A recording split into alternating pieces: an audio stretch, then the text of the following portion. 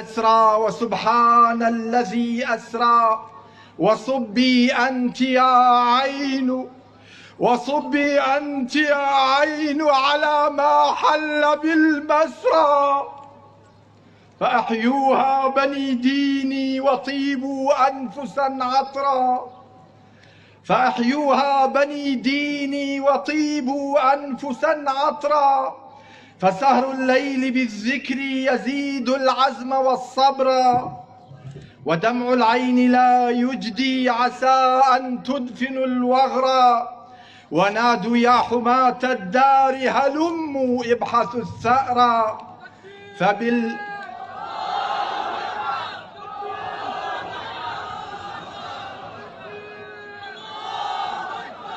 ونادوا يا حماة الدار هلموا وابحثوا الثأر فبالإخلاص لله تنال الأمة النصر وبالصبر على العسر إلهي يكتب اليسر فلسطين تناديكم فلسطين تناديكم وجرح القدس لن يبرى إذا لم تقهروا من يحكم إخوانكم قسرا فلحم المسلم فيها غدا أرخصها سعرا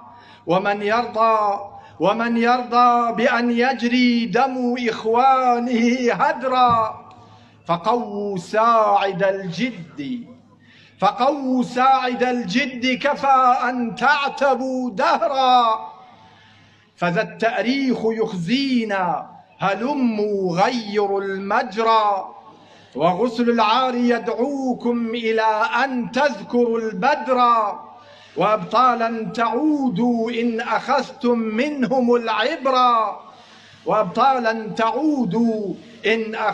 منهم العبرة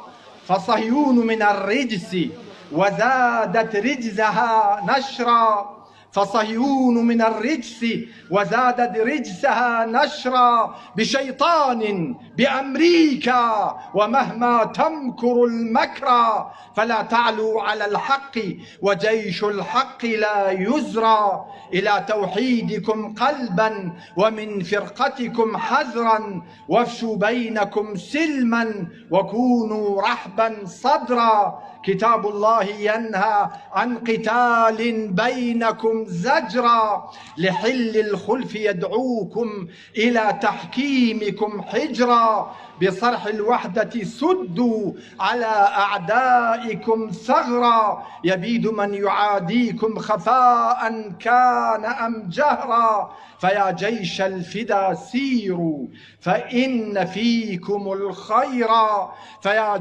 الفدا سيروا فإن فيكم الخيرا فإن متم فأحياء وإلا زدتم فخرا ويا خير الورى جمع لدينك قد شددوا الأزرى عليك من صلاة الله ما أزكى وما أحرى ورضوان من الله على من آثر الهجر فكن عونا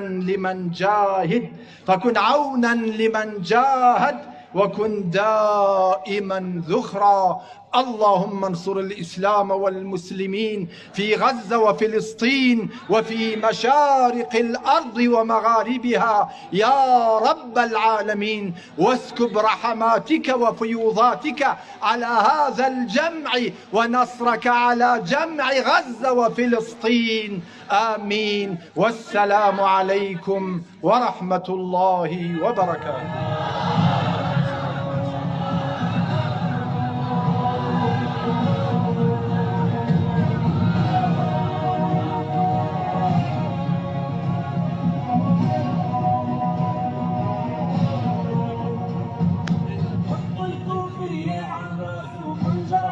سپاس بۆ مامۆستا عومەر خوای گەورە پاداشتی بداتەوە. تەکبیر! سێ جار لەسەر یەک بیڵێنەوە تەکبیر!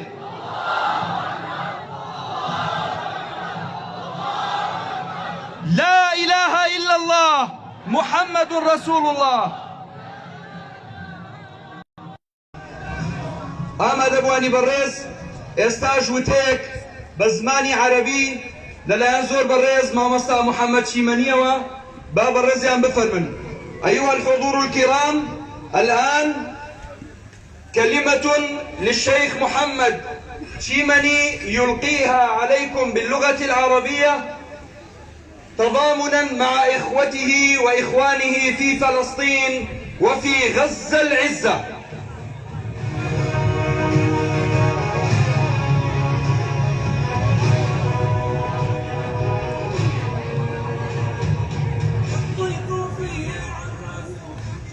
بسم الله الرحمن الرحيم. الحمد لله رب العالمين، وصلى الله وسلم وبارك على رسول الله محمد وآله وصحبه وسلم أجمعين. قلت يا أقصى سلاما، قال هل عاد صلاح؟ قلت لا، إني حبيب يرتجي منك السماح. قال والدمع يفيض، هدني طعن الرماح، هدني ظلم اليهود مباح.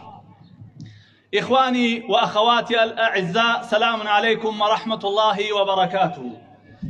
لا شك أن للقدس مكانة عظيمة في قلوب المسلمين ومنزلة كبيرة في وجدانهم، فهي أول قبلة للمسلمين وثاني مسجد وضع في الأرض بعد المسجد الحرام، وثالث مسجد يشد إليه الرحال مسرى النبي عليه الصلاة والسلام ومعراجه إلى السماوات العلى. فيه تضاعف أجور الصلوات، وفيه صلى نبينا عليه الصلاة والسلام إماما بالأنبياء، بورك فيه وبمن حوله.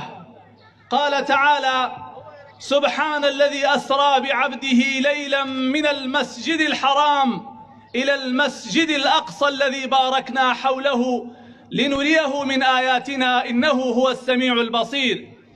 وقال عليه الصلاة والسلام: لا تشد الرحال إلا إلى 3 مساجد: المسجد الحرام، ومسجد الرسول صلى الله عليه وسلم، ومسجد الأقصى.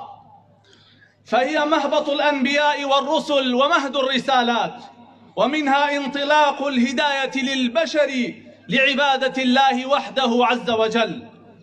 لكن مع الأسف الشديد تتعرض المسجد الأقصى للظلم والعدوان والانتهاكات من قبل الكيان الصهيوني الغاصب، وما يزال هذا الظلم مستمرا حتى يومنا هذا. فقد تعرض للإحراق ومحاولات الإغلاق ومنع المصلين من دخوله، والتشديدات في دخوله، والتضييق على أهل القدس وساكنيه، والحفريات التي تجري أسفل المسجد الأقصى، ومخططات بناء الهيكل المزعوم وغير ذلك.